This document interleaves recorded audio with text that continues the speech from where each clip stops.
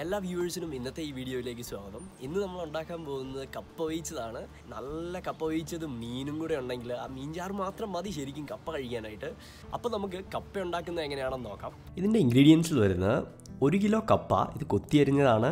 Shredded തേങ്ങ എടുക്കുന്നുണ്ട് 1 cup, മഞ്ഞൾപ്പൊടി 1/2 ടീസ്പൂൺ, വെളുത്തുള്ളി ചെറുതായിട്ട് അരിഞ്ഞ് 3-4 അല്ലി എടുക്കുന്നുണ്ട്, പച്ചമുളക് 4 എണ്ണം, വറ്റൽമുളക് 2 എണ്ണം എടുക്കുന്നുണ്ട്, അതുപോലെ ചെറിയുള്ളി കടുക് പൊട്ടിക്കാനും അരച്ച് ചേർക്കാനുമായിട്ട് എടുക്കുന്നുണ്ട്, കടുക് 1 ടീസ്പൂണും നമ്മളിവിടെ എടുക്കുന്നുണ്ട്, അതുപോലെ കരിവേപ്പില എടുക്കുന്നുണ്ട്, ആവശ്യത്തിന് ഉപ്പും വെള്ളവും എണ്ണയും നമ്മളിവിടെ എടുക്കുന്നുണ്ട്.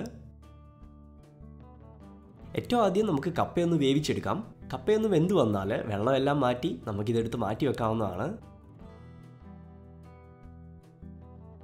അടുത്ത സ്റ്റെപ്പിൽ നമുക്ക് മിക്സിക്കകത്ത് എടുത്തു വെച്ചിരിക്കുന്ന തേങ്ങായും ചെറിയുള്ളിയും പച്ചമുളകും വെളുത്തുള്ളിയും 1-2 ടേബിൾ സ്പൂൺ വെള്ളവും കൂടി ആഡ് ചെയ്ത് പെട്ടെന്നൊന്ന് ചതച്ചെടുക്കാം.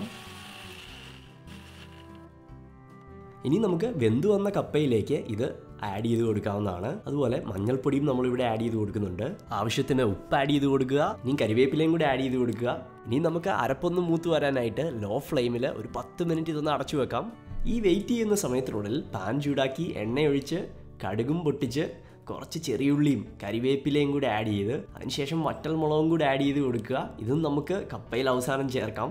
ഇത് ഓപ്ഷണലാണ്, ഇത് വേണമെങ്കിൽ മാത്രം ചെയ്താൽ മതി. ഇപ്പം നമ്മുടെ കപ്പ ഏകദേശം റെഡിയായി വന്നിട്ടുണ്ട്. ഇനി നമുക്കിതൊന്ന് ഇളക്കി റെഡിയാക്കി എടുക്കാം.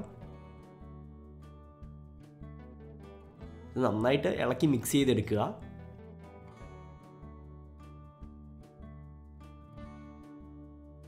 ഇപ്പോൾ ഏകദേശം കപ്പ വേവിച്ചത് ഇവിടെ റെഡിയായി. ഇനി നമുക്ക് കടുക് പൊട്ടിച്ച് വെച്ചിരിക്കുന്നത് ഇങ്ങോട്ടിട്ട് കൊടുക്കാവുന്നതാണ്. ഇത് കപ്പയ്ക്ക് ഒരു പ്രത്യേക ടേസ്റ്റ് കൊടുക്കാനായിട്ടാണ് നമ്മളിവിടെ കടുക് പൊട്ടിച്ചിട്ട് കൊടുക്കുന്നത്. ഇതിവിടെ കഴിഞ്ഞാൽ നമ്മുടെ കപ്പ വേവിച്ചത് ഇവിടെ റെഡിയായി കഴിഞ്ഞു. ഇനി ഇത് മീനോ ബീഫിൻ്റെ കറിയും കൂട്ടി ഒരു പിടി പിടിച്ചാൽ ഇത് അടിപൊളിയാണ്. ഇപ്പോൾ നമ്മുടെ കപ്പ വേവിച്ചത് ഇവിടെ റെഡിയായിട്ട് വന്നിട്ടുണ്ട്.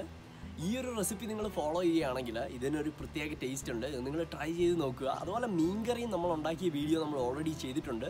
അതിൻ്റെ ലിങ്ക് നമ്മൾ ചെയ്യുന്നതാണ്, നിങ്ങൾ പോയി അത് കണ്ടു നോക്കുക. ഇനി ഇതൊന്ന് ടേസ്റ്റ് ചെയ്ത് നോക്കാം എങ്ങനെയുണ്ടെന്ന്. കപ്പയുടെ കോമ്പിനേഷൻ എപ്പോഴും വരുന്നത് മീനാണ്. ഇച്ചിരി കപ്പ ഇങ്ങനെ എടുത്തിട്ട് നല്ല ചാറും വേണം. അതുപോലെ മീനേന്നൊരു കഷ്ണം ഇങ്ങനെ എടുത്തിട്ട് ഇങ്ങനെ ചാറും കൂടെ കൂട്ടി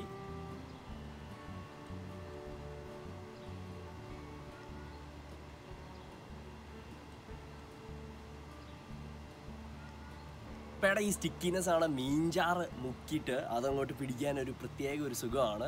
അതുകൊണ്ടാണ് കപ്പയും മീൻകറി ഒരു നല്ല കോമ്പിനേഷൻ.